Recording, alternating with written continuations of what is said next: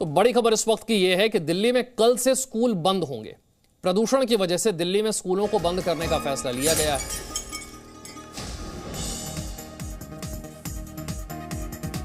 आज ही supreme court में प्रदूषण के मुद्दे पर सुनवाई हुई है और सुप्रीम कोर्ट की तरफ से दिल्ली सरकार को फटकार लगाई गई। सुप्रीम कोर्ट ने पूछा कि जब कर्मचारियों के लिए वर्क फ्रॉम होम की सुविधा है तो फिर इस प्रदूषण में छोटे बच्चे स्कूल जाने के लिए मजबूर क्यों किए जा रहे हैं। सुप्रीम कोर्ट ने यह भी पूछा कि दिल्ली सरकार ने तो बताया था कि स्कूल बंद किए जा रहे हैं, लेकिन ऐसा हुआ नहीं। तो प्रदूषण पर दिल्ली सरकार को सुप्रीम कोर्ट की जो फटकार है वो आपको बताते हैं कि दिल्ली में स्कूल क्यों बंद नहीं किए गए। आश्वासन और नारे के अलावा कोई काम नहीं हुआ। दिल्ली में स्कूल क्यों बंद नहीं किए गए हैं? आपने स्कूल बंद नहीं किए, छोटे बच्चे स्कूल जा रहे हैं, आदेश लागू कराने को लेकर गंभीरता क्यों नहीं है? यहां कोई विपक्ष नहीं जो सरकार की आलोचना करे।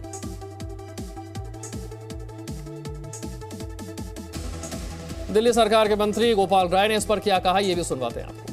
इसको देखते हुए ही स्कूल खोलने का निर्णय लिया गया था, लेकिन अभी पुनः जो है जो हालात दिख रहे हैं उसमें प्रदूषण का स्तर बढ़ रहा है, तो उसको लेकर के सरकार जो है उन चीज़ों को लेकर के लगातार मॉनिटरिंग कर रही है। और अभी सरकार ने निर्णय लिया है कि अब स्कूल दोबारा बंद कर देंगे। कब से बंद कर रहे हैं? कल से जो है स्कूल बंद कर दिया जाएगा फर्दर ऑर्डर तक। सभी क्लासेस कल से बंद रहेंगे? कल से सभी स्कूल बंद होंगे। कोर्ट की तरफ से भी कहा गया कि आप एक्शन प्लान लेके आइए, कल सुबह फिर 10 बजे से सुनवाई है। क्या कुछ आप लोग इसे लेकर कदम उठाएंगे? नहीं, एक्शन प्लान तो जो है उनमें लगातार, चाहे वो डस्ट पोल्यूशन को लेकर के, व्हीकल पोल्यूशन को लेकर के सरकार लगातार काम कर रही है। जहां तक स्कूलों की बात है उसके लिए अभी निर्णय लिया गया है कि स्कूल को जो है कल से बंद किया जाएगा। चुनाव रणनीतिकार प्रशांत किशोर ने गांधी परिवार पर निशाना साधा है। उन्होंने आज एक ट्वीट किया कि जिस विचार और स्थान का प्रतिनिधित्व कांग्रेस करती है वो मजबूत विपक्ष के लिए महत्वपूर्ण है, लेकिन कांग्रेस का नेतृत्व किसी व्यक्ति का दैवीय अधिकार नहीं है, खासकर जब ये पार्टी पिछले 10 वर्षों में 90% से अधिक चुनाव हार गई हो। विपक्षी नेतृत्व को लोकतांत्रिक तरीके से तय करने दें। विपक्ष को नेतृत्व लोकतांत्रिक तरीके से तय करने दें, यह प्रशांत किशोर का ट्वीट। चुनाव रणनीतिकार प्रशांत किशोर लिखा है कि जिस विचार और स्थान का प्रतिनिधित्व कांग्रेस करती है वो मजबूत विपक्ष के लिए महत्वपूर्ण है, लेकिन कांग्रेस का नेतृत्व किसी व्यक्ति का दैवीय अधिकार नहीं है, खासकर जब यह पार्टी पिछले 10 वर्षों में 90% से अधिक चुनाव हार गई है। विपक्ष को नेतृत्व को लोकतांत्रिक तरीके से तय करने दें। पश्चिम बंगाल के चुनाव में प्रशांत किशोर ने ममता बनर्जी की पार्टी तृणमूल कांग्रेस के साथ काम किया। टीएमसी ने बड़ी जीत हासिल की और आपने देखा ममता बनर्जी किस तरह से विपक्ष को एकजुट करने की कोशिश कर रही हैं और कांग्रेस की जगह एक तरह से वो लेने की कोशिश कर रही हैं। और प्रशांत किशोर भी अब यही कह रहे हैं कि विपक्ष को अपना नेतृत्व तय करने दें। कांग्रेस का नेतृत्व किसी व्यक्ति का दैवीय अधिकार नहीं है। गांधी परिवार पर निशाना साधा है। जब यह पार्टी पिछले 10 वर्षों में 90% से अधिक चुनाव हार गई है।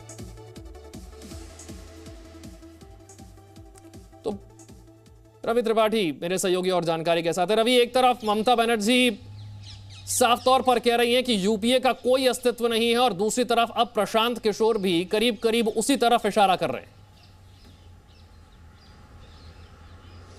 बिल्कुल, देखिए ये बिल्कुल सोची समझी राजनीति और रणनीति के तहत काम हो रहा है, क्योंकि एक दिन पहले ममता बनर्जी का बयान आना, महाराष्ट्र में मुंबई में शरद पवार से मिलने के साथ प्रेस कॉन्फ्रेंस कर ये बात को कहना और दूसरे दिन प्रशांत किशोर का ये ट्वीट आना, तो इसका मतलब सोची समझी रणनीति के तहत 2024 के लिए जो प्रशांत किशोर ने रणनीति बनाई है, जिसमें वो किरदार के तौर पर ममता बनर्जी को फिट करना चाहते हैं, उसके तहत यह बयानबाजी। और कुल मिलाजुला के देखिए, कांग्रेस में जब अपने ही लोग उनके G23 बनाकर कांग्रेस को कोसने में लगे हैं, कांग्रेस नेतृत्व के खिलाफ बोल रहे हैं, तो वैसी स्थिति में कांग्रेस कमजोर दिख रही है। और जाहिर सी बात है, प्रशांत किशोर जो कह रहे हैं कि जिस तरह से चुनाव जीतने का जो रेशियो है, 90% चुनाव हार रहे हैं आप पिछले 10 साल में, तो 2 बार देखिए अभी संसद चल रहा है और संसद में विपक्ष का दर्जा तक कांग्रेस पार्टी को नहीं है 2 बार से।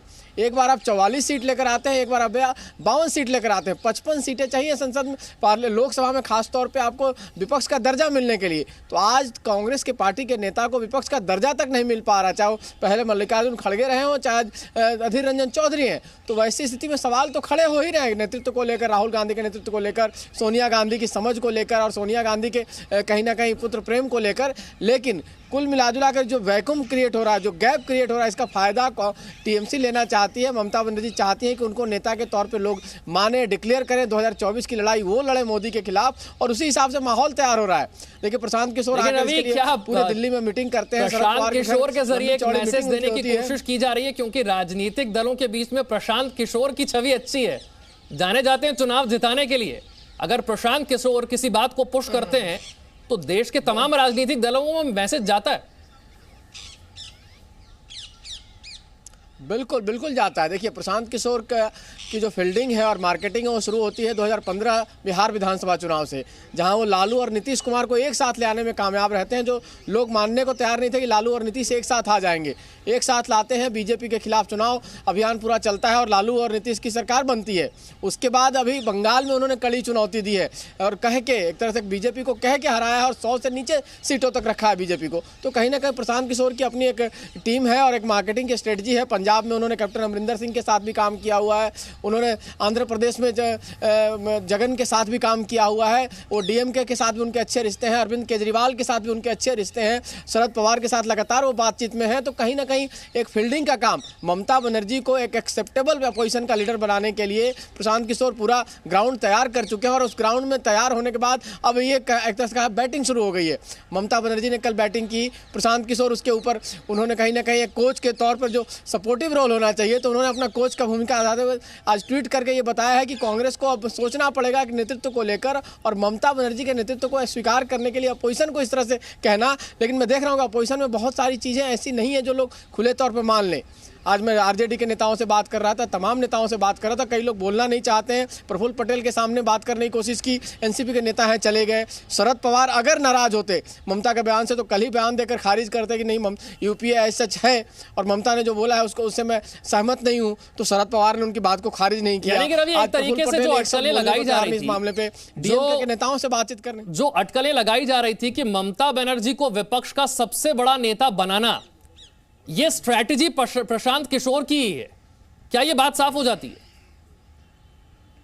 बिल्कुल बिल्कुल साफ हो जाती है, क्योंकि देखिए इसमें कुल मिलाकर पिछले 6-7 महीने का जो एक्टिविटी अगर आप देखें तो इससे पता चल जाता है कि एक तो प्रशांत किशोर इस बात से नाराज हैं कि पहले वो चाहते थे कि कांग्रेस पार्टी उनको ये काम दे और राहुल गांधी और चाहे सोनिया गांधी राहुल गांधी को नेता बना के विपक्ष का पेश करें, लेकिन ये काम उनको कांग्रेस से नहीं मिला। आप जान रहे थे कि बात हो रही थी कि प्रशांत किशोर शामिल हो सकते हैं, कांग्रेस पार्टी को ज्वाइन कर सकते हैं, लेकिन शायद ये मामला खटाई में पड़ गया। उसके बाद प्रशांत किशोर ने अपना ठिकाना क्लियर कर लिया कि उनको ममता बनर्जी को ही नेता बनाने के लिए काम करना है। और वैसी स्थिति में उन्होंने दिल्ली में लॉबिंग शुरू की, महाराष्ट्र में जाकर शरद पवार से मुलाकात की। दिल्ली में आपको याद हो कि यशवंत सिन्हा ने एक मीटिंग बुलाई थी जिसको कहा तो गया था कि दूसरे मुद्दे प्रदेश के समकालीन विषयों पर चर्चा के लिए था, लेकिन उसमें शरद पवार भी उस बैठक में थे, यशवंत सिन्हा टीएमसी में शामिल होने के नाते थे, उसमें समाजवादी पार्टी के नेता भी थे, उसमें लोक दल के नेता भी थे, अजीत सिंह के बेटे भी उसमें शामिल थे, उसमें लेफ्ट के लोग भी शामिल थे। तो एक भूमिका उसी दिन से तैयार होनी शुरू हुई थी और उसमें कांग्रेस पार्टी शामिल नहीं हुई थी, जबकि ये कहा नहीं गया था कि वो टीएमसी बिल्कुल, यानी कि ममता बनर्जी राजनीतिक दलों के बड़े नेताओं के साथ मुलाकात करेंगी, स्ट्रैटेजी बनाने का काम करेंगे प्रशांत किशोर। लेकिन क्या पूरे विपक्ष की नेता ममता बनर्जी बन पाती हैं? ममता बनर्जी को सभी विपक्षी दल क्या स्वीकार कर पाते हैं? ये कुछ दिनों में साफ हो जाएगा। बहुत बहुत शुक्रिया रवि हमारे साथ जुड़ने के लिए, इस जानकारी के लिए। Presenting B News app available on Google Play and App Store. Download it now.